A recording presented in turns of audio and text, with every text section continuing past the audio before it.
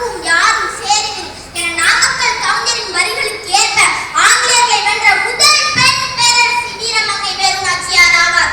ராணி லட்சுமி பாய் ஜான்சி ராஜ்யத்தின் ராணி ஆவார். ஆங்கிலேயர்கள் ஜான்சி ராணியை கைப்பற்றினர். ஜான்சி ராணியை காப்பாற்ற ராணி லட்சுமி பாய் ஆண் வேடம் பூண்டு தான் வளர்க்கும் மகனை தான் மடியில் ஏந்தியபடி எங்க கடுமையாக போராடினார். காந்தியின் மனைவி கஸ்தூரிபா காந்தி ஒத்துழையா